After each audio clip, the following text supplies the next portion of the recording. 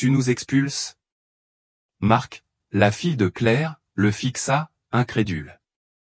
Thomas, son gendre suffisant, s'arrêta net en pleine bouchée. De l'autre côté de la table, Claire replia sa serviette avec un calme chirurgical. Légalement, je le peux. Émotionnellement, vous l'avez déjà fait. La pièce devint silencieuse. Ils croyaient que la maison leur appartenait, jusqu'à ce que la femme qu'ils avaient mise de côté leur remette un avis officiel. Avant de plonger dans cette histoire folle, faites-moi une faveur, abonnez-vous et dites-nous d'où vous nous regardez. L'assiette atterrit devant elle dans un léger tintement, mais le poids symbolique fut bien plus lourd que la porcelaine. Une moitié de cuisse de poulet, soigneusement découpée. 3 haricots verts, flasques et froids. Une cuillerée de purée sans sauce.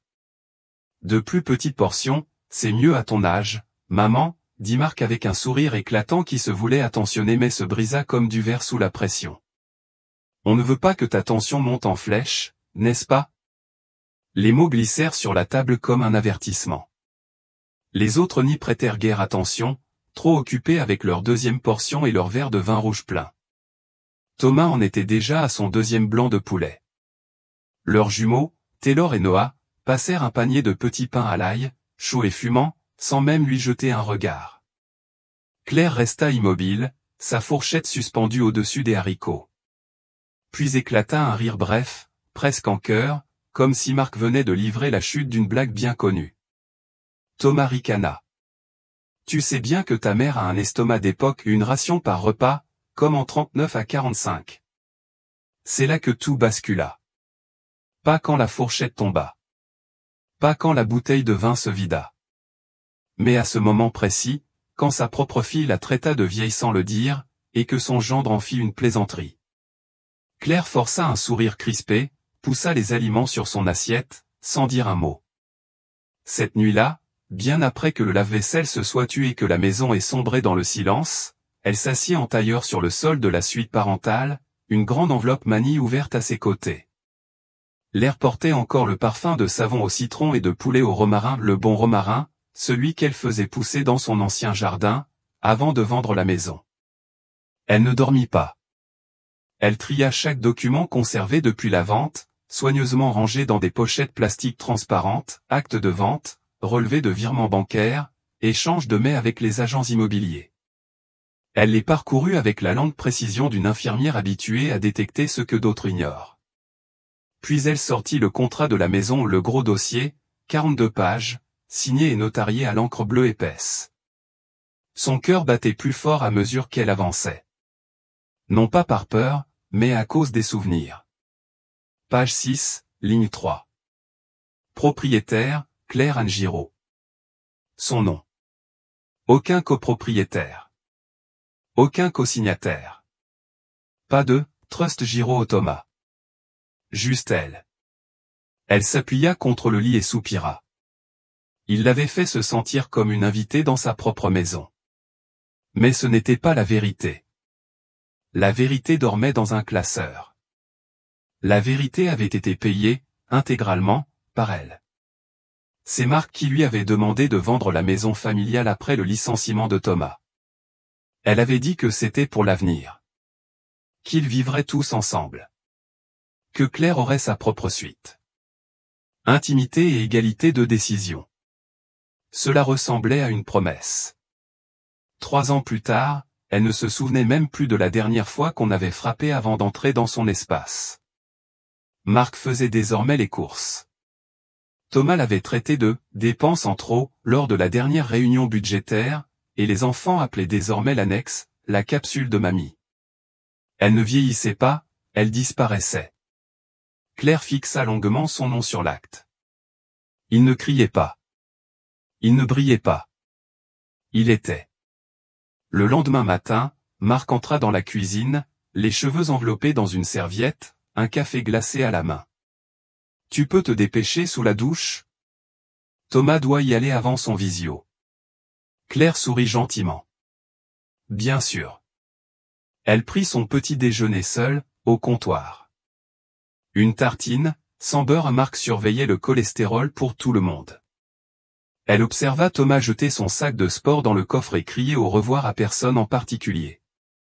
Le bruit de leur voiture qui quittait l'allée ne l'agaça pas aujourd'hui. Car cette nuit, elle avait trouvé mieux qu'une deuxième portion au dîner. Elle avait trouvé un levier. De l'autre côté de la cuisine, Marc faisait défiler son téléphone sans même lever les yeux. Au fait, dit-elle d'un ton trop détaché. Il faudra que tu déplaces ta voiture dans la rue ce week-end. Thomas attend une livraison. Ma voiture, demanda Claire, d'un ton calme mais ferme. Oui, on ne veut pas qu'elle gêne l'allée avec l'équipe de déménagement qui arrive et tout ça. Ça ne te dérange pas, hein? Le mot « dérange » était un piège. Claire esquissa un léger sourire. Bien sûr que non. Elle ne dit pas ce qu'elle pensait, l'allée que j'ai payée. Le garage que vous avez rempli. La maison à mon nom. Elle retourna dans sa chambre, sa tasse de thé tenue à deux mains, veillant à ne rien renverser. Vieux réflexe hérité de ses années à l'hôpital, apporter trop de choses avec trop peu de soutien. Elle passa devant la photo accrochée dans le couloir, Marc et Thomas devant la maison le jour de l'emménagement. C'est Claire qui avait pris cette photo. Marc l'avait publiée avec la légende, propriétaire, enfin drôle. Aucune mention de l'acheteuse au comptant qui avait rendu cela possible. 3 ans plus tôt, elle se tenait dans le bureau d'un avocat, Marc d'un côté, Thomas, nerveux, tapotant du pied, de l'autre. Il venait tout juste de perdre son emploi. Marc était enceinte de 6 mois de leur deuxième enfant. Le projet paraissait raisonnable à l'époque, vendre la maison qu'elle avait partagée avec son défunt mari, vivre tous ensemble sous un même toit, entamer un nouveau chapitre. L'appartement attenant serait pour elle, entrée indépendante, salle de bain privée, petit jardin à elle. Elle aurait même son mot à dire à égalité. Mais l'égalité, en fin de compte, était conditionnelle. On ne lui avait pas demandé son avis quand Marc avait repeint la clôture que Claire avait elle-même teintée. Ni lorsqu'on avait arraché son rosier préféré pour faire place à un frigo d'extérieur que Thomas n'utilisa jamais. L'ampoule du porche d'entrée avait grillé il y a 3 semaines. C'est Claire qui l'avait remplacé. Personne ne l'avait remarqué. Le mot « maison » avait, lui aussi, subtilement changé. Marc disait maintenant des choses comme « maman vit avec nous » au lieu de « nous vivons avec maman ». Thomas plaisantait en appelant son appartement l'annexe du sous-sol, alors qu'il était au rez-de-chaussée. Et lors des dîners d'anniversaire, les invités faisaient le tour de la maison en entendant. Voici notre espace. Ah, et voilà la chambre de ma mère. Pas leur chambre, pas notre maison, juste la sienne. Séparée, tolérée, comme une invitée un peu envahissante qui tarde à partir. Et pourtant, l'hypothèque, c'était elle. L'apport initial, Claire. Elle avait vendu la maison de son mari au bon moment, accepté une offre rapide, signé le virement bancaire elle-même. Marc et Thomas n'avaient pas obtenu le prêt seuls. Ils avaient eu besoin d'elle pour conclure. Et ils avaient promis au premier qu'elle ne se sentirait jamais comme une pensée de seconde zone. Un petit coup discret à la porte. Maman, dit Marc en passant la tête. Tu pourrais éviter d'utiliser la machine à laver vers 15 heures demain? J'ai une réunion visio, et le bruit monte à l'étage. Claire hocha la tête. Bien sûr. Sa voix était calme, ce même ton qu'elle utilisait autrefois avec les patients difficiles, mesuré, posé, presque neutre. Quand Marc partit, Claire sortit le petit carnet rangé dans sa table de chevet. Elle ouvrit une page blanche et écrivit une date, puis une phrase. Ils disent que c'est chez eux, mais l'acte dit le contraire. Puis elle prit sa tablette, toucha l'onglet des favoris, et cliqua sur un nom qu'elle n'avait pas utilisé depuis des années. Martin Clément, droit des successions et des trusts, cabinet Soma. La page de contact mit du temps à charger, le signal était faible, mais le message passa. Bonjour Martin, c'est Claire Giraud. J'aimerais prendre rendez-vous pour une consultation concernant l'accès à la propriété et la protection des actifs. Je pense être toujours cliente chez vous. Elle envoya le message. Puis elle referma son carnet, et ferma les yeux. Certains titres venaient avec un salaire. d'autres, avec un acte notarié. Le message était parti, mais Claire gardait des gestes délibérés. Rien dans sa posture ne trahissait l'urgence discrète dans sa poitrine. Elle poursuivit ses journées comme toujours, discrète, polie, avec une discipline tranquille.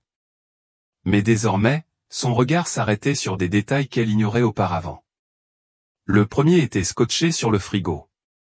Le nouveau calendrier de la cuisine et des tâches ménagères était apparu un lundi matin. Des blocs pastels, entourés de marqueurs effaçables. En haut, il était écrit « Harmonie à la maison ». On participe tous. Chaque prénom avait sa propre couleur. Thomas en bleu, Marc en rose, les enfants en vert. Claire, elle, était en or. Ironiquement, royal. Sous lundi, à côté de son nom, il était inscrit, 17h30 au dîner, Claire, peu salé, petite portion, 7h au nourrir les chats. Jeudi, balayer le couloir et changer le linge. Claire fixait le tableau, une tasse à la main, comme s'il s'agissait d'un compte-rendu médical détaillant quelque chose qu'elle savait déjà, mais avait besoin de voir confirmé. Ce soir-là, le dîner fut servi à exactement 17h30. Marc posa une assiette devant elle pendant que le reste de la famille mettait la table pour 6. « J'espère que ce n'est pas trop salé, » dit-elle gaiement, s'éloignant avant que Claire ne puisse répondre. Elle ne demanda pas si Claire voulait manger avec eux. Elle n'attendit même pas de savoir. La remarque sur le sel ne sortait pas de nulle part. 2 semaines plus tôt, Claire avait ajouté une pincée de plus dans la soupe et l'avait mentionné. Marc avait cligné des yeux, puis passé 15 minutes à chercher les risques d'hypertension après 65 ans sur Internet, et avait laissé une brochure sur l'apport en sodium sur le set de table de Claire le lendemain matin. Depuis, ses repas étaient devenus prescriptifs, mesurés, cliniques. Ce contrôle s'infiltrait partout. Le siège de Claire sur le canapé avait désormais un coussin décoratif censé améliorer sa posture. Sa chaîne télévisée préférée était souvent changée en plein programme parce que les enfants avaient besoin de calme avant de dormir. Même ses sachets de thé avaient été déplacés dans un placard plus bas, pour lui faciliter l'accès. Ce n'était pas du soin. C'était de l'enfermement. Le vendredi, la mère de Thomas vint leur rendre visite. Sandrine arriva avec 2 valises, une boîte de pâtisserie et un rire sonore qui remplit tout le hall d'entrée. Marc l'accueillit comme une reine, l'enlaçant à 2 bras, s'extasiant sur sa nouvelle coiffure, lui proposant des chaussons et une robe de chambre en polaire. « Maman, j'ai préparé ta chambre avec les sachets de lavande que tu adores. » Ce soir-là, Claire les entendit rire autour d'un verre de vin. Du vrai vin, pas celui en boîte qu'elle devait éviter à cause des sulfites. Sandrine eut droit aux serviettes douces pour les invités. Elle, Claire, eut droit à une serviette râpée, tachée de javel sel que Marc avait utilisé pour nettoyer la salle de bain des invités sans rien lui demander. Dimanche, Sandrine figurait dans une publication Instagram joyeuse, remise à 0 du week-end avec ma femme préférée. Tellement reconnaissante d'avoir 2 mamans, mais celle-ci est la reine du la famille d'abord. Claire n'y était pas identifiée. Évidemment que non. Ce soir-là, après que tout le monde fut monté, Claire se tint dans la cuisine, regardant à nouveau le calendrier. Son nom était toujours à la case de 17h30, doré, poli. Elle tendit la main vers le marqueur, puis s'arrêta. À la place, elle sortit son téléphone et ouvrit l'application Notes. Jour 1, dîner servi à part, portion surveillée, sel contrôlé. Elle enregistra la note et appuya sur l'icône de cadenas. Elle commença à tout documenter en silence, comme si elle constituait un dossier qu'elle n'avait pas encore décidé d'utiliser. Ce soir-là, en se brossant les dents, elle croisa son reflet dans le miroir. Sa robe de chambre était usée, mais propre. Son visage un peu fatigué, mais alerte. Il n'y avait pas de colère dans son expression. Juste de la clarté. Qu'il la planifie, qu'il chorégraphie sa vie jusqu'à la cuillère à café ou le programme télé. Elle comptait, elle aussi. Mais contrairement à eux, elle n'utilisait pas un feutre effaçable. Le lendemain, quand Claire rentra des courses comme d'habitude, le sac qu'elle posa fit à peine un bruit, mais la voix de Marc résonna depuis l'autre bout de la maison, comme un carillon parental. « Maman, tu as acheté du jus d'orange. » Claire ne répondit pas immédiatement. Elle retirait le reçu de la poche latérale de son sac à main, soigneusement plié comme toujours, et plaçait le carton dans la porte du réfrigérateur à côté du lait d'amande que personne ne terminait jamais. « Oui », répondit-elle d'une voix calme. C'était en promotion. Marc apparut dans l'embrasure de la porte, les sourcils froncés, cette expression sans sourire qu'elle portait de plus en plus souvent. « J'aurais juste aimé que tu m'en parles avant. On essaie de tenir le budget ce mois-ci. C'est à ça que sert le calendrier sur le frigo. » Claire jeta un coup d'œil au planning pastel toujours fixé avec des aimants en forme de tournesol. Apparemment, le mardi était le jour du smoothie au lait d'avoine. « Je ne me souviens pas que le jus d'orange figurait sur la liste des interdits, » dit-elle doucement. Marc soupira. « Ce n'est pas ça. C'est juste que, tu vois, ça aide si tu demandes avant d'acheter des extras, ou au moins d'utiliser des bons de réduction. Certaines récompenses de fidélité ont expiré parce qu'on n'était pas synchronisé. » Claire acquiesça d'un signe de tête, se rendit dans sa chambre et ferma la porte sans bruit. Elle n'éleva pas la voix, ne discuta pas. Mais elle se connecta à son compte bancaire en ligne. Puis elle sortit le vieux tableau Excel qu'elle conservait sur son ancien ordinateur portable, contribution mensuelle-bas Marc et Thomas.xlsx. Chaque chèque, chaque virement, chaque course. Chaque semaine, elle payait de sa poche pour « aider ». 60 € ici, 120 € là. Elle imprima le tout, proprement, trié par date. Puis elle ajouta une nouvelle feuille. Les dons scolaires, les pizzas de classe, les déguisements pour la semaine de l'esprit, les frais de tutorat, tout avait été débité de son compte. La voix de Marc filtrait par la bouche d'aération au-dessus d'elle. Il parlait d'avoir besoin d'un nouveau maillot de bain, demandant à Thomas s'il pensait que le noir ou le corail était plus flatteur. Claire s'arrêta. Le téléphone était toujours posé sur le plan de travail, resté ouvert depuis plus tôt dans la journée. L'écran s'illumina de notifications. Un aperçu de message apparut, venant d'un groupe nommé les filles de Nice 2024. Marc avait réservé l'hôtel. 3 nuits en bord de mer. On le fait. Juste en dessous, un autre message de son amie Amandine, dit merci à ton ML pour le fonds de soutien. Claire fixa l'écran un long moment. Puis elle retourna dans sa chambre et ouvrit sa messagerie. Elle n'écrivit rien de méchant. Elle n'ajouta aucun fichier PDF. Elle se contenta de se transférer à elle-même le tableau de ses courses et de mettre son avocat en copie, avant de taper 2 mots dans l'objet, demande de révision. Ce soir-là, au dîner, Marc tendit à Claire une simple pomme de terre bouillie. Sans sel, sans beurre. On surveille nos féculents, lança-t-elle avec un clin d'œil. Claire la remercia, plia soigneusement sa serviette et demanda. Et ton maillot de bain, tu l'as trouvé? Marc cligna des yeux. Quoi? Pour Nice, répondit Claire d'un ton neutre. Corail ou noir, non. Le silence qui suivit sembla aspirer l'air de la pièce. Thomas leva les yeux de son téléphone. Les jumeaux s'arrêtèrent net de mâcher. Marc éclata d'un rire trop fort. Oh, t'as vu ça? C'est juste un petit séjour. T'inquiète, c'est déjà payé. Claire ne répondit pas. Elle n'en avait pas besoin. Ce soir-là, elle fit son thé un peu plus fort que d'habitude, 2 sachets. Personne ne l'arrêta. Son téléphone vibra à 22h11. Message de Benoît Hartel, Eric a revu les documents. Tu as toujours légalement le contrôle de la maison. Tu veux parler des options? Claire ne sourit pas. Elle attrapa ses lunettes de lecture, s'assit tranquillement pendant que la lumière de la cuisine bourdonnait au-dessus, et remonta lentement ses lunettes sur son nez. La maison continuait à bouger au rythme du déni. Les fredonnements de Marc depuis la buanderie. Le sifflement faux de Thomas dans le couloir. Mais quelque chose dans les fondations avait déjà bougé. Cette fois, dans son sens.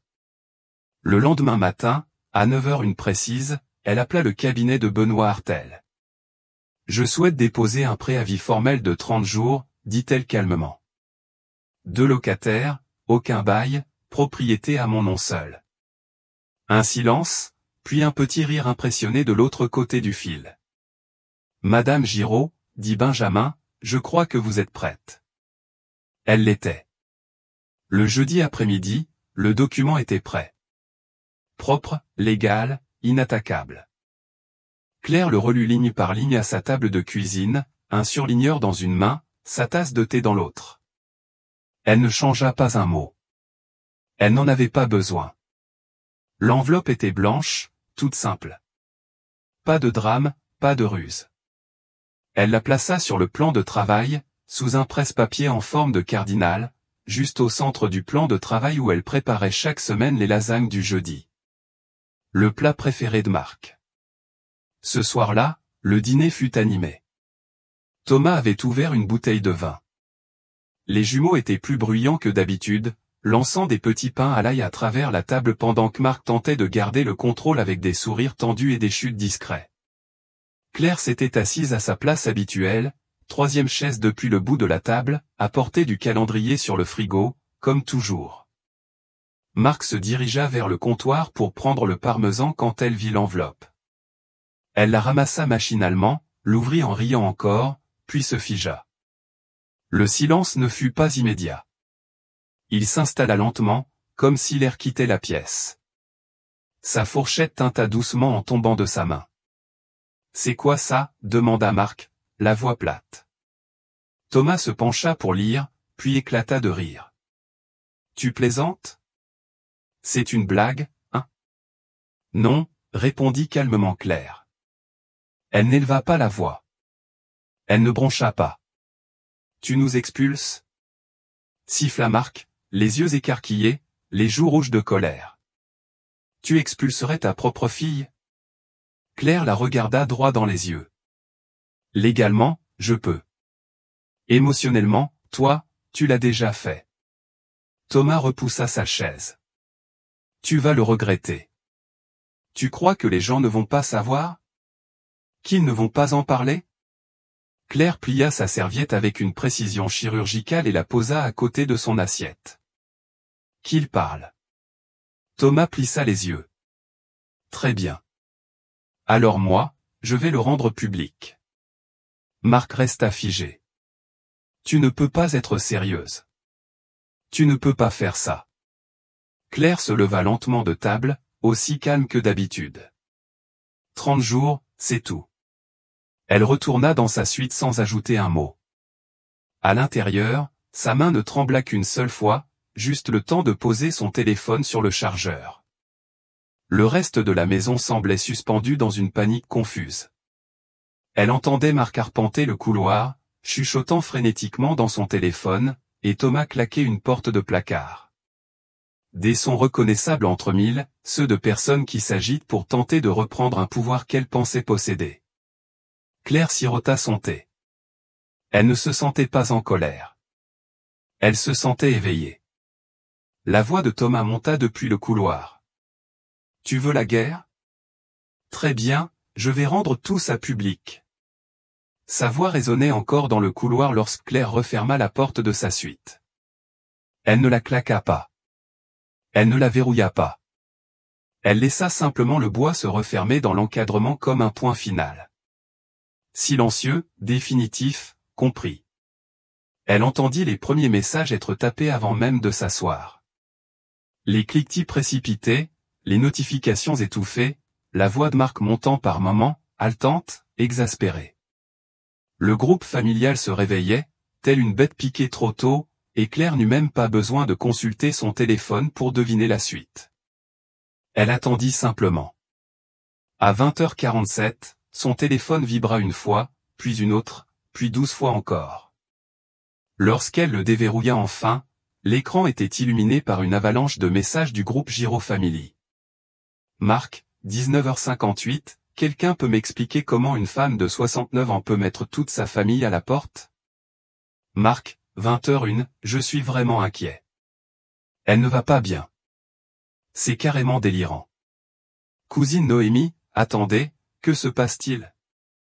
Tonton David, tout va bien? Marc, 20h06, elle agit de manière étrange, recluse, imprévisible. Marc, encore, j'ai sincèrement peur pour elle. Thomas, 20h07, elle appelle ça, reprendre le pouvoir. Franchement, ça ressemble à de l'abus. Claire cligna des yeux devant l'écran. Elle ne répondit pas. Pas tout de suite. À la place, elle ouvrit son album photo. Dossier, preuve. Elle sélectionna d'abord l'image la plus claire, son dîner, 3 soirs plus tôt. Une cuisse de poulet froide à moitié entamée. Une fourchette plantée dans un haricot vert solitaire. Heure incluse. Puis, une photo du calendrier sur le frigo. Son nom, surligné en doré, avec les annotations, petite portion, et, sans sel. Ensuite, un PDF en pièces jointes, son tableau de contribution, détaillant les frais de la maison qu'elle avait couvert depuis 3 ans. Elle envoya tout dans le fil du groupe. Sans légende. Les bulles de frappe cessèrent.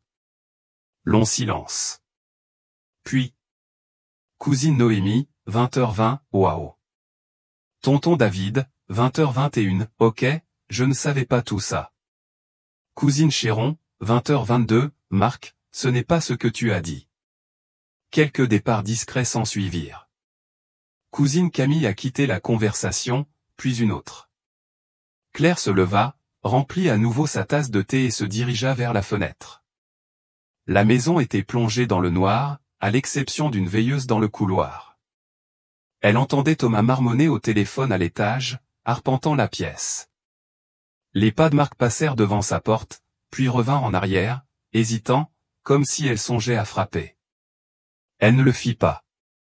De retour dans son fauteuil, Claire trouva un nouveau message, non pas dans le groupe, mais en message privé, de sa nièce Rachel. Rachel, 20h39.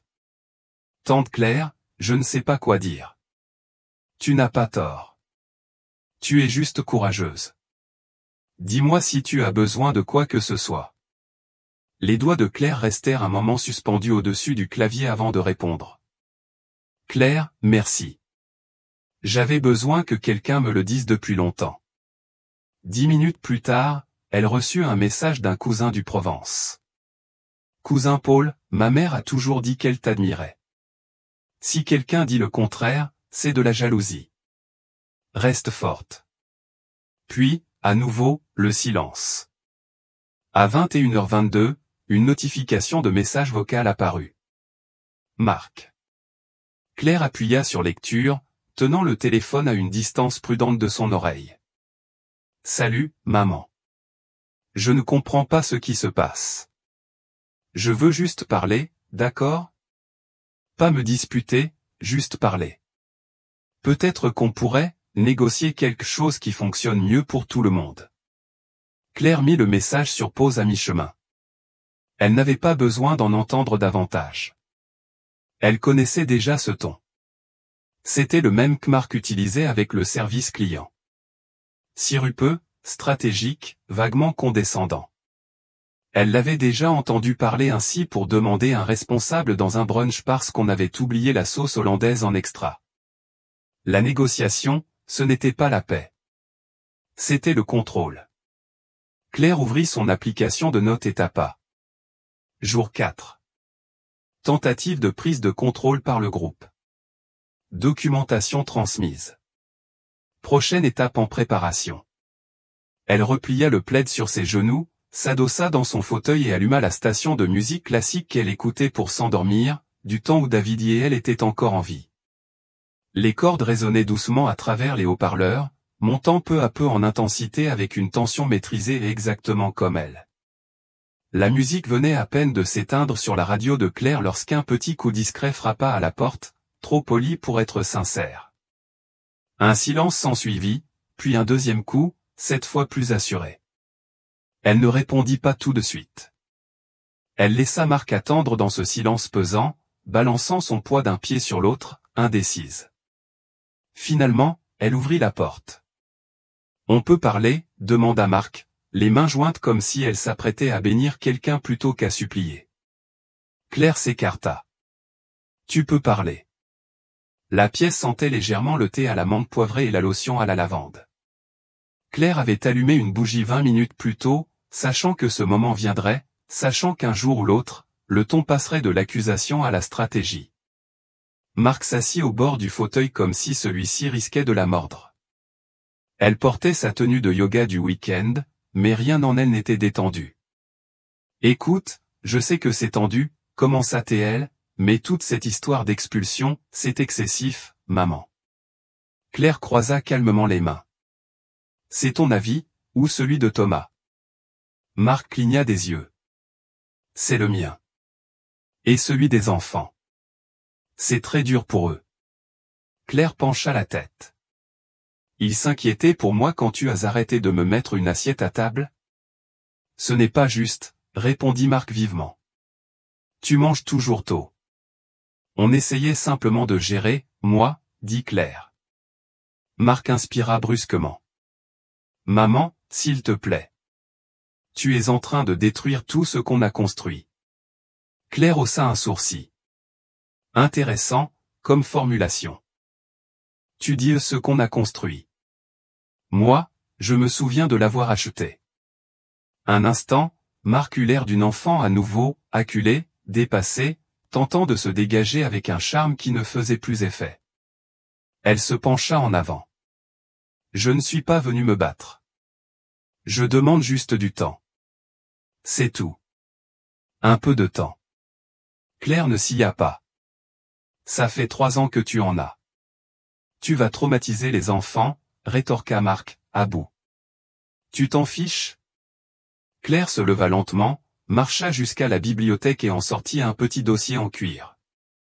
Elle en tira le même tableau Excel qu'elle avait envoyé à son avocat. Elle le posa doucement sur la table basse entre elles. Les chiffres ne crient pas. Ils ne tordent pas le ton. Ils sont juste là, inébranlables. Ton traumatisme, dit Claire d'une voix douce, a commencé le jour où tu as décidé que le fait d'être ma fille impliquait une gratitude conditionnelle. Les yeux de Marc s'embuèrent, mais ce n'était pas de la peine. C'était de la frustration. Pourquoi tu fais ça maintenant ? Tu as toujours été conciliante. Claire esquissa un léger sourire. Justement. Marc se leva brusquement. Tu préfères vraiment détruire ta famille pour quelques dîners et un voyage stupide ? Non, répondit Claire d'un ton égal. Je choisis d'arrêter de faire semblant que ceci est une famille, alors que ce n'est qu'une transaction depuis le début. La bouche de Marc s'ouvrit, puis se referma. Ses épaules s'affaissèrent sous le poids de l'incrédulité, celle que l'on ressent quand l'ancien manuel de manipulation ne fonctionne plus. Je vais appeler un avocat, murmura-t-elle. Tu devrais, dit Claire. Comme ça, il pourra t'expliquer le délai des 30 jours. Marc la fixa, guettant un adoucissement, une fissure, un tremblement dans la voix. Il n'y en eut aucun.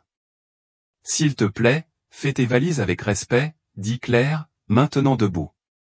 30 jours, c'est 30 jours. Marc ne dit pas au revoir. Elle quitta la pièce dans un silence que seules les personnes peu habituées à perdre peuvent produire. Claire referma doucement la porte derrière elle, puis souffla la bougie. La pièce s'assombrit, mais elle n'avait jamais semblé aussi lumineuse depuis des années. 2 matins plus tard, Thomas ne frappa pas. Il fit irruption dans le couloir. Son parfum arriva avant sa voix. La maison résonna de son indignation quand il atteignit la porte de Claire. « Il faut qu'on parle », lança-t-il, le ton sec, tenant son téléphone comme un insigne d'autorité. Claire beurrait ses tartines. Elle ne broncha pas. Thomas poursuivit sans invitation.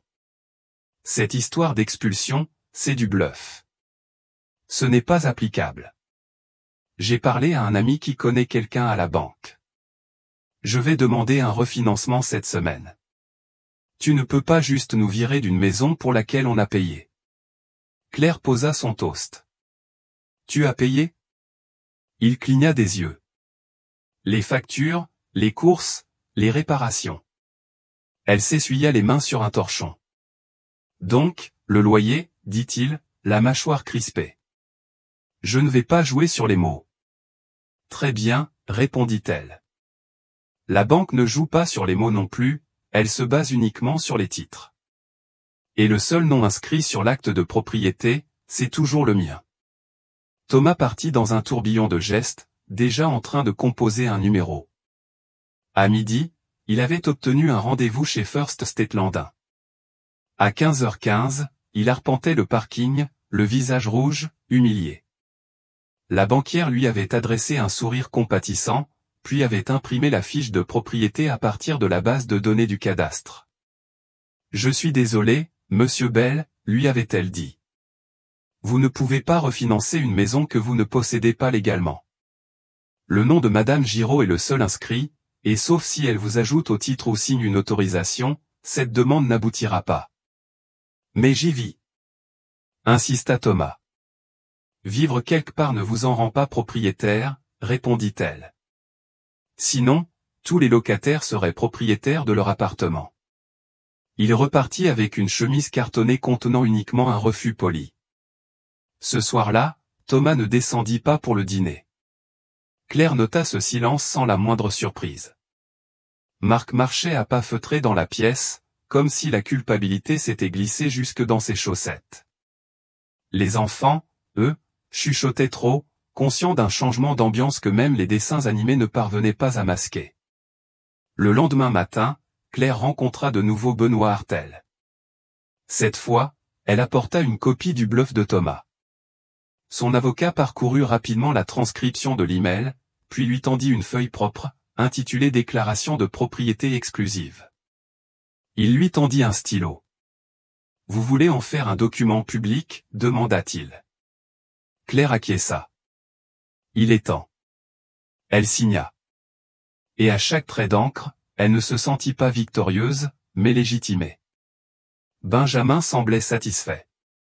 Une fois enregistré, ce document bloquera toute tentative future de revendiquer un intérêt sur la maison. S'il recommence, ce sera notre pièce à conviction numéro 1. La déclaration fut enregistrée au bureau du greffier du comté dès le lendemain. Ce n'était ni bruyant ni spectaculaire. C'était simplement légal, définitif, et incontestable. Dès jeudi, les premières vagues commencèrent. Cela débuta par une cousine, Debbie de Saint-Louis, qui publia un mème passif-agressif sur la manière dont l'argent transforme les aînés adorables en tyrans. Puis vint la capture d'écran. Elle arriva dans la boîte mail de Claire, envoyée par sa nièce Élise. L'objet du message était simplement « Tu devrais voir ça ». En pièce jointe, une publication privée sur Facebook, rédigée par Marc oubliant que Debbie était toujours amie avec Élise. Les boomers ne comprennent rien. Ils nagent dans l'argent et nous jettent comme des déchets. Elle agit comme si la maison lui appartenait, comme si on n'avait rien fait. Avide, autoritaire, instable. Elle s'isole, et un jour elle le regrettera. Mais très bien, qu'elle pourrisse dans sa cage dorée. Claire lut ces mots en silence. Elle ne les transféra pas à son avocat. Elle ne répondit pas à Élise. Elle ouvrit simplement son téléphone, remonta jusqu'à une note privée, et ajouta. Jour 29. Mon silence a été pris pour une reddition. Mais j'étais occupé à enregistrer la vérité.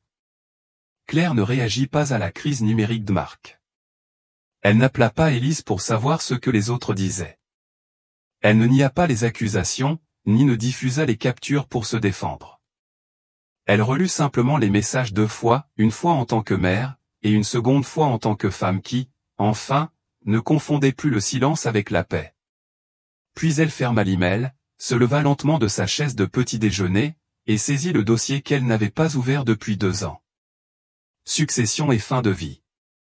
Confidentiel. Autrefois rangé dans une boîte inifugée sous son lit, à côté de vieux passeports et de photos fanées de son mariage, le dossier se trouvait à présent à côté de sa cafetière à piston et du cake au citron à moitié entamé qu'elle avait cuisiné ce matin-là. Il ne manquait qu'une tranche. Elle l'avait mangé délibérément, non par faim, mais par lucidité. Chaque bouchée avait eu le goût de quelque chose qu'elle avait autrefois oublié, la possession. Autrefois, Claire pensait que Marc s'occuperait de tout après sa mort. C'était l'ordre naturel des choses, non? L'enfant enterre le parent, perpétue le nom, et porte l'histoire de la famille. Mais cela, c'était avant que Marc ne plante un couteau ailleurs que dans une cuisse de poulet. Elle s'était rendue seule chez son avocat, le même bureau où elle avait signé le contrat d'achat de la maison, où Marc lui avait un jour tenu la main en la qualifiant de courageuse pour avoir apposé sa signature. Claire voyait désormais ce moment pour ce qu'il était vraiment, non pas un geste de confiance, mais de commodité. Le bureau sentait légèrement le bois ciré et le papier coincé dans les imprimantes. Claire s'installa dans le même fauteuil en cuir à dossier haut, usé au coin, dont le silence lui était familier. Benoît Hartel la salua d'un hochement de tête respectueux. « Madame Giraud, où puis-je vous appeler Claire ?»« Claire, ça ira, » répondit-elle en se redressant un peu. « Ne perdons pas de temps aujourd'hui. » Il ouvrit son dossier. « Nous avons déjà déposé l'affidavit concernant la maison. Marc et Thomas ne peuvent pas y toucher. Ni maintenant, ni plus tard. Que souhaitez-vous faire ensuite ?» Claire sortit une enveloppe scellée de son sac et la fit glisser sur le bureau. « Modifier le testament. » Avec effet immédiat. Il haussa un sourcil. « Marc et Thomas, retirés, » dit-elle d'un ton ferme. « Pas de part partielle, pas de condition. Autre bénéficiaire. » Sans hésiter, Elisica Giraud Parker, petite fille, 21 ans, honnête, gentille, s'est écoutée. Benjamin la regarda, puis nota le nom. Transmission totale de l'héritage ? Oui. Bien, propriété, compte. Il tourna une nouvelle page. Et si Elisica refuse l'héritage ? Claire joignit les mains. Tout donner, de préférence à une fondation qui soutient les femmes de plus de 50 ans, en particulier celles évincées par leur famille. Le stylo de Benjamin s'arrêta un instant, puis reprit. Une fondation précise ? Je ferai des recherches cette semaine. Pour l'instant, notez-le comme directive. Le document fut rédigé en 30 minutes. Le ton était froid, juridique, définitif. Les noms de Marc et Thomas n'apparaissaient qu'une fois, sous la rubrique « Anciens bénéficiaires ». Claire parapha chaque page sans s'arrêter, même pas à la ligne de signature. Le stylo glissa sans trembler. Benjamin rangea le dossier dans une pochette en plastique. Il faudra une signature de témoin. Quelqu'un d'indépendant, idéalement. J'ai quelqu'un, dit Claire. Elle est toujours là quand il faut. Ce soir-là, Claire appela Élise. Le téléphone sonna 2 fois. Mamie, répondit Élise, joyeuse et sans méfiance. J'ai une question pour toi, dit doucement Claire. Une question personnelle. Vas-y. Si un jour on te léguait quelque chose de façon inattendue, tu en prendrais soin ou tu le revendrais ? Élise hésita. Ça dépend. C'est une maison ou un poisson rouge ? Claire rit. Rien d'aquatique. Alors j'en prendrai soin, dit Élise. Sauf si c'est hanté ou infesté. Pas de fantôme, répondit Claire. Juste une roseraie et un chapitre à poursuivre. Tout va bien ? Claire regarda autour d'elle, dans sa cuisine. Calme, rangé. Personne pour planifier ses repas ou rationner son sel. Je fais le ménage dans les comptes, dit-elle. J'essaie de comprendre où finit l'histoire, et où elle se transmet. Après avoir raccroché, elle ouvrit son ordinateur portable et écrivit un seul courriel. Objet, envie de parler de la maison cadavre ? Laisse-moi te raconter une histoire qu'il pensait que je n'écrirais jamais. Elle appuya sur « Envoyer ». Dehors, le vent agitait les haies. Quelque part derrière elle, une porte grinça avant de se refermer dans le silence. Elle se versa un verre d'eau, en but une gorgée, et observa son reflet se brouiller dans la vitre du micro-ondes. Elle ne se sentait pas vindicative. Elle se sentait précise. Le courriel était parti. Silencieux, direct, sans ambiguïté. Claire n'attendit pas de réponse de Élise ce soir-là. Elle n'avait pas besoin de confirmation pour savoir que l'histoire était en train de changer. Le lendemain matin, elle se servit son café et s'assit à la table comme chaque jour. Mais cette fois, Il n'y avait plus d'illusion. Le calendrier de cuisine indiquait encore, Claire balayait le couloir, mais l'équilibre, lui, avait déjà basculé point pas sur du papier, dans l'air. Elle avait inscrit son nom dans le chapitre suivant. À présent, elle était prête à corriger les marges. Marc, pendant ce temps, s'affairait à assembler une autre version, l'accusant à travers des murmures lors des messes et des réunions de l'association des parents d'élèves, comme s'il s'agissait d'une vérité brodée d'or. Le dimanche à l'église, Claire sentait les regards plus longs que la politesse, plus courts qu'un affront, des poignées de main tièdes, des sourires de façade. Une femme lui tapota le poignet et dit : « Les familles, c'est compliqué parfois, n'est-ce pas ? » Ce fut la première alerte. Dès le lundi, Claire surprit deux mères de l'APE en train de discuter, dans le jardin partagé, de combien c'était triste, à quel point les personnes âgées pouvaient décliner vite quand elles se sentaient mises de côté. L'une d'elles pliait des enveloppes pour une collecte de fonds les mêmes que Claire avait affranchies elle-même l'automne dernier. Elles se turent quand elle passa, comme des enfants pris en faute penchés trop loin par-dessus une rambarde. Marc avait toujours su jouer avec les tonalités. Elle ne mentait pas frontalement. Elle n'en avait pas besoin. Elle utilisait des formules comme « la dégradation de l'état de ma mère », le poids émotionnel où nous essayons seulement de la protéger. Ces phrases se répandaient plus facilement que la vérité. Elle semblait pleine de compassion, même en l'effaçant peu à peu. Claire ne répondit pas par la colère. Elle répondit par des preuves. Le mercredi matin, elle imprima 4 documents. L'acte notarié à son nom. Le testament mis à jour. Un tableau de ses contributions financières depuis son emménagement. L'accord de cohabitation initial, signé de la main de Marc et Thomas, reconnaissant le droit de Claire de mettre fin à l'occupation. Elle les glissa dans une simple chemise grise et les remit en main propre au bureau administratif de l'église ainsi que dans la boîte aux lettres de la présidente de l'APE. Aucun mot, aucun commentaire. Juste du papier. Juste la vérité. Plus tard dans la journée, Claire entra dans l'épicerie et aperçut Amandine, la trésorière de l'APE, figée entre les tomates et les épinards en sachet. Ses yeux s'agrandirent. « Claire, dit-elle d'un ton gêné, joignant les mains sur le chariot. Je ne savais pas que vous participiez encore à la vente de printemps. Je ne savais pas que j'avais arrêté, répondit Claire en choisissant deux poires. Amandine rougit. Je crois qu'il y a eu beaucoup de malentendus. Il y a toujours des malentendus quand les faits arrivent sans invitation, dit Claire en souriant doucement. Mais la clarté n'a pas besoin d'être annoncée. Le lendemain matin, un email arriva, signé d'une certaine Julie Lambert, membre du conseil de l'APE.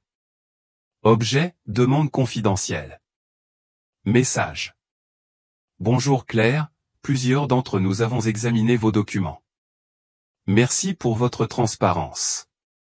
Nous pensons que votre expérience, votre point de vue et vos contributions feraient de vous un atout précieux. Accepteriez-vous de rejoindre le conseil le semestre prochain ? Claire le lut 2 fois, puis une fois à voix haute. Elle referma son ordinateur sans répondre tout de suite. Non pas parce qu'elle hésitait, mais parce qu'elle voulait savourer ce retournement. Non comme une revanche, mais comme une réparation. Ce soir-là, Marc frappa à sa porte, mais entra sans attendre de réponse. Claire leva son téléphone comme s'il s'agissait d'une arme chargée. « Tu as sérieusement donné nos documents familiaux à l'APE » Claire ne leva même pas les yeux de son cake au citron qu'elle était en train de trancher. « Je leur ai donné les miens. Maintenant ils pensent que tu es une sainte. C'est ce que tu voulais ? Je voulais que la vérité soit dans la pièce où elle avait sa place. » La voix de Marc se brisa. « Tu es en train de brûler des ponts. » Non, dit Claire en essuyant la lame. Je retire les échafaudages. Ce n'est pas la même chose. Elle ne dit plus rien. Elle n'en avait pas besoin. Claire ne répondit pas à la dernière accusation de Marc. Elle termina de trancher le cake au citron, essuya le couteau, et tourna le dos à la porte. Le silence n'avait rien de théâtral. Il était voulu, assumé. Marc resta là une seconde de plus, espérant une réponse. Elle ne vint pas. Alors elle tourna les talons et partit, pieds nus, sans un mot. L'air qu'elle laissa derrière elle ressemblait à un pansement arraché, à vif, piquant à peine. Claire déposa la dernière tranche sur du papier ciré et la plia délicatement. Une part pour Élise, pour plus tard. Le lendemain matin, la cuisine embaumait le pain grillé et le beurre. Non pas parce que Marc avait cuisiné, mais parce que Claire avait décidé que c'était une journée pour de la vraie nourriture, faite à ses propres conditions. La radio fredonnait doucement depuis le rebord de la fenêtre, un slow des années 70, une balade qui savait quand faire mal. Marc entra vers 8h10, encore en robe de chambre, toujours trop silencieuse pour quelqu'un qui, d'ordinaire, remplissait la pièce de liste et de planning avant même que le café n'infuse. Claire ne la salua pas. Elle cassa un œuf dans une poêle chaude. Un seul, pas deux. Juste un, avait dit Marc. Claire retourna l'œuf doucement, laissant le grésillement répondre à sa place. Je pensais qu'on pourrait peut-être parler, dit Marc en repoussant une mèche de cheveux derrière son oreille. Tu fais beaucoup ça, répondit Claire. Juste, pas avec moi. Marc resta là, agité, sans repos. Elle regarda l'œuf cuire, sans demander à en goûter. Claire le servit avec une seule tartine beurrée. Elle s'installa dans le coin petit déjeuner, à la table 2 places près de la fenêtre, là où elle faisait ses mots croisés autrefois, et commença à manger en silence. Marc finit par tirer la chaise en face. Tu vas vraiment aller jusqu'au bout. Claire but une gorgée de thé. Les papiers le disent. On a les enfants. Ce n'est pas un processus propre. Ce ne l'était déjà pas quand tu as réduit ma place à des portions de repas. Les lèvres de Marc tressaillirent. Tu sais, ce n'était pas intentionnel. C'était tout à fait intentionnel, dit Claire. Tu pensais juste que ça ne te coûterait rien. Elle se leva, alla jusqu'à l'imprimante près de son bureau, et en retira un document tout juste imprimé. Elle revint à la table et le posa entre elles. C'était un avis d'expulsion avec assistance du shérif, préparé, notarié et prêt à être activé si Marc et Thomas refusaient de quitter les lieux dans les délais impartis. Juste au cas où, dit Claire. Je ne veux pas qu'il y ait de malentendus. Marc fixa le document comme s'il pouvait disparaître si elle clignait des yeux assez longtemps. On n'est pas des criminels. Non, répondit Claire. Vous êtes juste des locataires qui ont oublié que je ne l'étais pas, moi. Les yeux de Marc s'emplirent de larmes. Elle ne chercha pas à les cacher. Tu choisis des étrangers plutôt que ta propre fille. Claire marqua un temps d'arrêt, l'insulte tombant en elle comme une pièce de monnaie dans un puits profond. Non, dit-elle. Je choisis quelqu'un qui se souvient que je suis encore une personne. Elle prit son assiette, la rinça et la déposa dans l'égouttoir.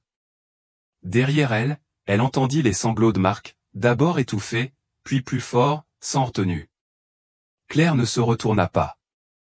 Elle s'essuya les mains sur un torchon, le plia et le posa soigneusement. Elle ne se sentait pas victorieuse. Elle se sentait lucide. Ce n'était pas le cri de quelqu'un qui perdait un toit. C'était le cri de quelqu'un qui perdait une histoire qu'elle croyait immuable. Claire s'avança vers le couloir. 30 jours, ça veut dire 30, dit-elle. Merci de faire vos bagages dans le respect. Marc ne répondit pas. Pas avec des mots. Juste avec le bruit de son propre effondrement. Cet après-midi-là, elle était assise dans sa chambre baignée de soleil, un bloc-notes sur les genoux, le même qu'elle utilisait à l'époque où elle était infirmière communautaire pour noter en silence les observations quand les patients ne pouvaient pas parler. Sauf que cette fois, le patient, c'était son propre passé. Elle écrivit. Chère Claire, tu es restée assez silencieuse pour garder la maison chaude, le frigo plein, les serviettes pliées. Tu leur as donné tes économies, tes week-ends, ton dos. Et ils ont quand même décidé que ta présence était un encombrement. Tu n'es pas amère. Tu es pleine. Pleine de souvenirs, de conscience, de choses qu'on ne peut pas mesurer avec l'emploi du temps ou les portions de quelqu'un d'autre. Son stylo s'arrêta sur cette ligne. Elle pensa au calendrier sur le frigo, à son nom réduit à un feutre doré et des notes diététiques, à Sandrine à qui on offrait la bonne crème pour le café et des draps fraîchement repassés, pendant qu'on lui indiquait quelle chaise avait le meilleur soutien lombaire. Elle était passée de mère à Marge. Son téléphone vibra à côté d'elle. Élise. Salut, mamie. Je voulais te dire quelque chose avant que Marc ne le fasse. Claire se raidit. Vas-y. Je leur ai trouvé une location de courte durée, dit Élise. C'est en dehors de la ville, mais c'est propre, meublé, et le propriétaire est d'accord pour les garder après les 30 jours s'ils ne posent pas de problème. C'est toi qui as fait ça, demanda Claire, d'une voix plus douce qu'elle ne l'aurait cru. Je ne l'ai pas fait pour eux, répondit Élise. Je l'ai fait pour toi, pour que tu ne te sentes pas coupable de maintenir ce qui est enfin juste. Claire ne répondit pas tout de suite. Le silence au bout du fil était chaleureux. Élise le brisa. Tu as toujours veillé à ce que j'ai une place à table, même quand la table était en plastique et les chaises pliantes. Ça signifie quelque chose, et tu ne leur dois rien pour l'avoir oublié. Claire posa sa main sur sa poitrine, non pour se calmer, mais pour se rappeler qu'elle était encore là, que son cœur battait, qu'elle était enracinée. Merci, dit-elle. C'est la chose la plus gentille que quelqu'un ait faite pour moi depuis des années. Après avoir raccroché, elle sortit dans le jardin avec sa tasse de thé. Le soleil était bas, découpant des ombres à travers les feuilles d'érable. Elle longea le bord du jardin, inspectant les endroits où ses vivaces avaient fleuri avec obstination ou bien abandonné complètement. Tout n'était plus que métaphore, désormais. Chaque bout de terre disait quelque chose. Elle ne s'attendait pas à ce que le téléphone sonne si vite. Numéro inconnu, indicatif local. Bonjour, c'est bien Claire Giraud? Oui, répondit-elle. C'est Margot. Margot Torres. J'habitais en face de chez vous, à Willowcourt. J'ai entendu dire que vous cherchiez peut-être quelqu'un pour louer une partie de votre maison. Claire cligna des yeux. Eh bien, oui, en fait. Margot poursuivit. Je suis de retour en ville. Juste moi, maintenant. Je cherche un endroit calme, pas trop loin du centre de jardinage. Je me suis souvenu de votre belle véranda à l'arrière et j'ai pensé que peut-être. Claire regarda la véranda maintenant, vide mais baignée de soleil. Pendant des années, c'était un espace auquel elle n'avait pas été invitée à profiter, accaparée par les tapis de yoga de Marc ou les glacières du week-end de Thomas. Et maintenant, quelqu'un voulait y revenir. Quelqu'un qui s'en souvenait avec chaleur. Je crois que ça pourrait marcher, dit Claire. Est-ce que vous seriez disponible pour me la faire visiter cette semaine? Je suis là, répondit Claire, sa voix plus claire qu'elle ne l'avait été depuis des jours. Elle mit fin à l'appel et rentra lentement à l'intérieur, passant par la cuisine, lieu du dernier œuf, du sanglot à moitié contenu, de ce renversement de pouvoir déguisé en petit déjeuner. Et dans cette pièce, une fois encore, l'air sentait le beurre. Le lendemain matin, la véranda était silencieuse lorsque Claire ouvrit les rideaux. Pas silencieuse, non tranquille, de cette tranquillité qui vient après qu'une porte est claquée, après que le moteur est démarré. De celle qui ne laisse derrière qu'un souffle de vent. Elle resta un instant là, observant l'allée, les graviers encore marqués par les trop nombreux stationnements de la voiture de Thomas. L'air était chargé de l'odeur de la terre du matin et d'une légère trace âcre d'ammoniac, vestige du ménage précipité de la veille. C'était le jour du départ. Pas d'embrassade, pas de photos, pas de cartons ornés de cœurs ou de souvenirs. Juste des sacs poubelles noirs, des tapis roulés, un matelas à moitié enveloppé de plastique, penché sur la pelouse comme une mauvaise blague. Thomas avait commencé à charger le camion à 7h04, les bras raides, les lèvres plus serrées encore que les sangles à cliquer qu'il passait à l'arrière. Marc n'avait pas regardé Claire une seule fois lorsqu'elle était passée par la cuisine. Pas même quand elle avait débranché la machine à espresso, ni quand elle avait emballé le blender qu'elle-même avait acheté lors d'un Black Friday. À 8h10, Marc rompit enfin le silence. « Tu vas le regretter, dit-elle, les bras croisés, les clés suspendues à un doigt. » Claire leva les yeux de sa tasse de thé. « Je regrette seulement de ne pas l'avoir fait plus tôt. » Les narines de Marc frémirent. Le message est clair. Félicitations pour avoir récupéré ta maison. J'espère que tu apprécieras l'écho. Thomas entra à ce moment-là, les bras chargés de matériel informatique. Tu es prête? Demanda-t-il à Marc, refusant de croiser le regard de Claire. Ça fait longtemps que je le suis, marmonna-t-elle. Puis elle se tourna, s'arrêta sur le seuil, ajouta. Je ne te parlerai plus jamais. Claire ne broncha pas. Là-dessus, on est enfin d'accord. La porte d'entrée se referma. Pas un claquement. Pire, un déclic. Silencieux. Définitif, comme le couvercle d'un caveau. Claire ne les suivit pas dehors. Elle attendit que le moteur tout saute, que le camion s'éloigne dans la rue. Elle écouta les pneus mâcher le gravier, rétrécir, jusqu'à n'être plus qu'un souvenir rongeant le trottoir. Alors elle se leva. Elle traversa lentement la maison, non pas par chagrin, mais par prudence, comme si l'air n'avait pas encore saisi l'absence. Les murs retenaient encore les résidus des voix. La plainte se souvenait de l'endroit où les sacs avaient été laissés tomber, où les paniers de linge avaient traîné trop longtemps. La chambre d'amis ressemblait à une chambre d'hôtel abandonnée avant la fin du séjour. Les draps enlevés, la porte du placard entr'ouverte comme une mâchoire relâchée. Un cercle de poussière dessinait l'empreinte de l'ancienne table de chevet. Une chaussette solitaire, recroquevillée près de la grille d'aération, comme si elle avait tenté de rester en arrière mais qu'on l'avait oubliée. Claire fit glisser sa main le long de l'appui de fenêtre. La peinture s'écaillait sous la tringle à rideaux.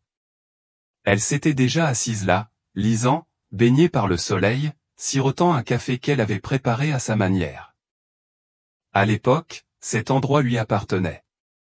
Puis non. Et maintenant, d'une certaine façon, il lui appartenait à nouveau. David est la salle de bain, elle ouvrit le placard et trouva 3 bouteilles presque vides de son shampoing utilisé mais jamais remplacé.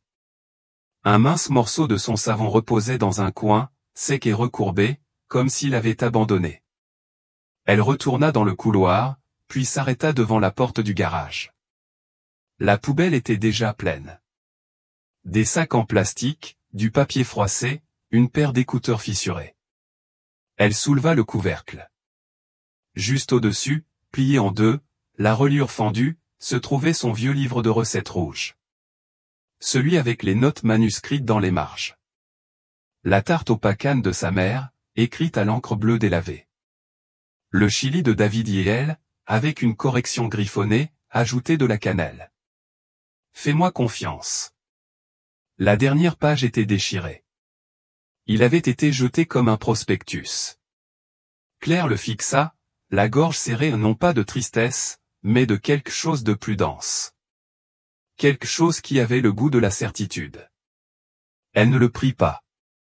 Le couvercle se referma dans un claque doux, mais ce son résonna dans sa cage thoracique comme un écho porteur de sens. Elle resta là un instant, les mains encore posées sur le bord, les yeux fixés sur le garage silencieux, s'attendant presque à entendre une voix, une commission peut-être, l'interpeller par derrière. Mais rien ne vint. Plus de négociations, plus de remarques cinglantes. Juste le vide calme d'une maison qui avait enfin expiré. Elle se retourna, rentra, et ferma à clé la porte arrière non pas par nécessité, mais parce qu'elle le pouvait. La cuisine était encore chaude de la lumière de l'après-midi, une lumière dorée s'étalant devant l'évier. Claire ouvrit le réfrigérateur. Il était presque vide, volontairement. Aucun boîte hermétique étiquetée, sans sel. Pas de lait d'amande acheté par quelqu'un d'autre, jamais utilisé. Juste les choses qu'elle aimait. Un morceau de comté affiné. 2 tomates bien mûres. Une bouteille de chardonnay suffisamment fraîche. Et une miche de pain frais qu'elle avait acheté ce matin-là, sans que personne ne lui demande pourquoi. Elle se déplaçait sans hâte, sans surveillance. Elle découpa le pain en tranches épaisses, les garnit de fromage, de tomates, de basilic frais de son petit jardin à l'arrière. Un filet d'huile d'olive, une pincée de poivre concassé. Elle alluma la plaque et laissa le sandwich griller dans la poêle, le beurre dorant les bords jusqu'à les rendre croustillants. L'arôme emplit la cuisine riche, beurré, vivant. Ça sentait l'autonomie. Pour la première fois en 3 ans, elle mit la table pour une seule personne, une serviette en tissu bien pliée, l'assiette bordée de bleu de sa mère, la jolie fourchette. Puis elle se versa un verre de vin. Pas un demi, pas une gorgée par politesse, un vrai verre. Le glouglou de la bouteille était une musique. Elle s'assit et mangea.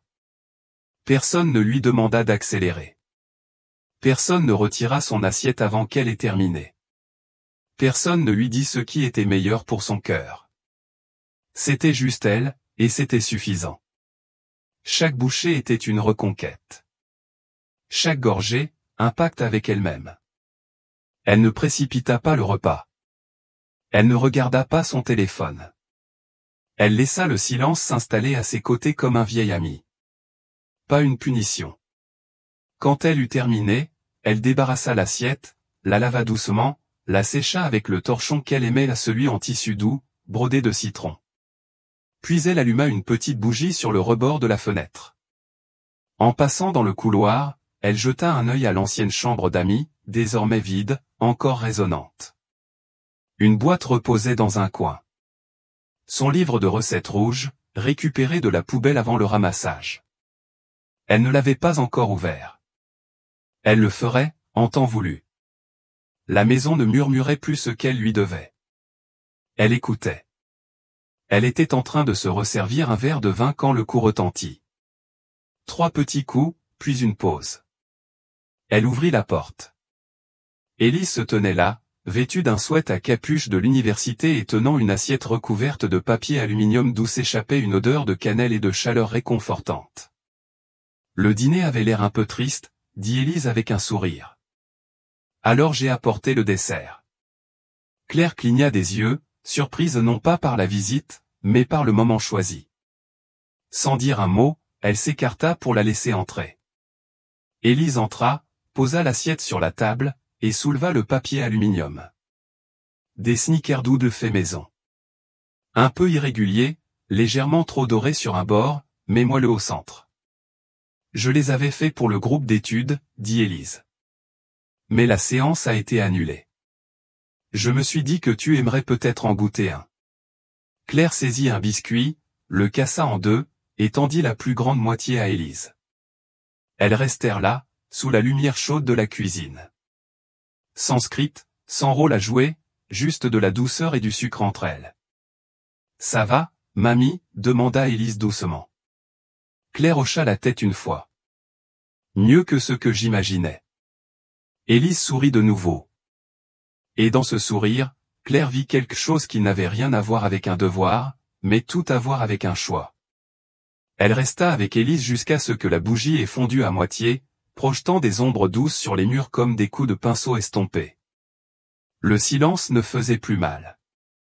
Il résonnait. Il avait des airs d'appartenance. David les jours qui suivirent, un rythme s'installa. Pas chorégraphié, pas contraint. Juste naturel. Élise se mit à venir chaque week-end. Parfois avec un livre, parfois avec du linge, parfois simplement avec un peu de temps. Elle ne demandait jamais la permission. Elle arrivait, tout simplement, et se rendait utile sans se placer au centre. Elle balayait le perron sans qu'on le lui demande, laissait des post TS sur le frigo avec des rappels comme « acheter de la crème »,« pas ce truc à l'avoine » ou « planter du basilic ». Elles buvaient leur café ensemble sous le soleil du matin, les pieds dans des chaussons, le journal ouvert entre elles.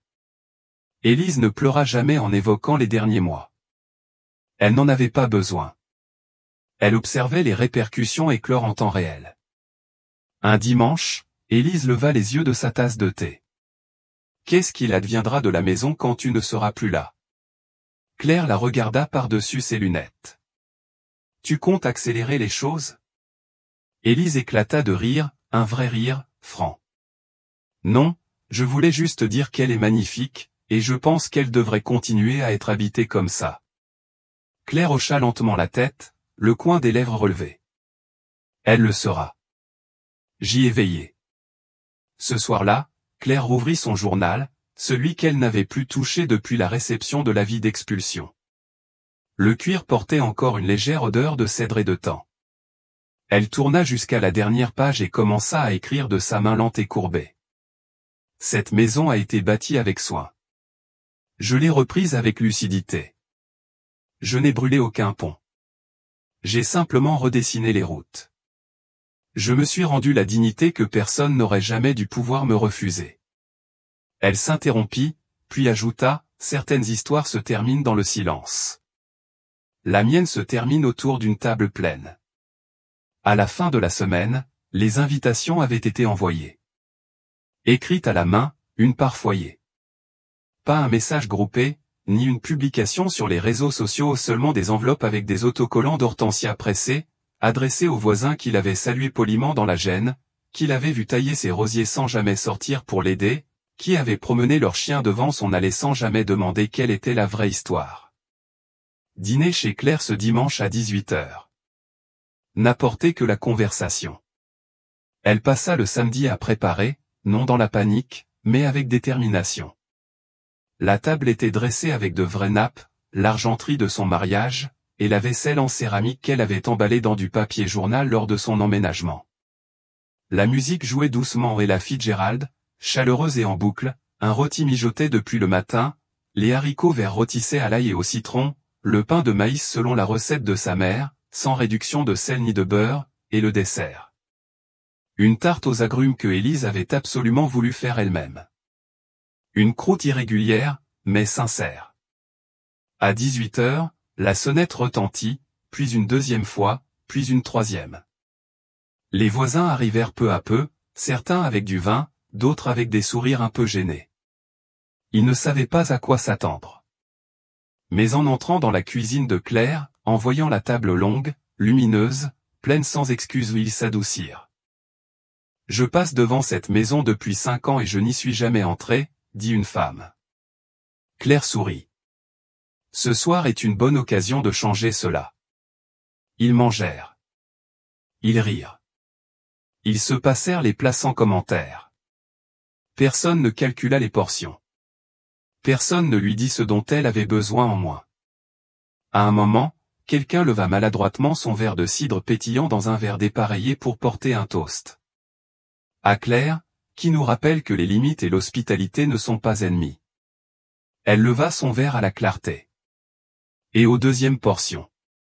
Le repas se prolongea des heures durant, le genre qui font de la soirée à la nuit sans que personne ne regarde l'heure. Élise était assise à côté d'elle, silencieuse, attentive, protectrice comme seules savent l'être celles qui ont vu quelqu'un se faire manquer de respect.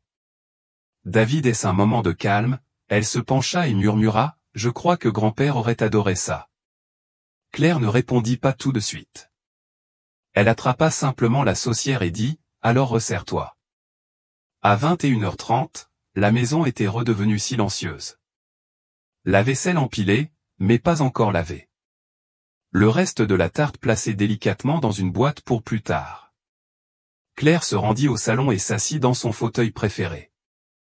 Celui que Marc avait un jour jugé trop décalé avec la déco. Elle observa la pièce, encore illuminée de récits et de lumière de bougies. Elle ressortit son journal une dernière fois. Pas de discours, juste une dernière ligne. Ils m'ont donné une demi-assiette. Je leur ai offert une pleine conséquence. Et cette fois, elle ne referma pas simplement le journal. Elle le rangea sur l'étagère. Non pas parce que l'histoire était finie, mais parce qu'elle avait enfin été racontée. Ils m'ont donné une demi-assiette.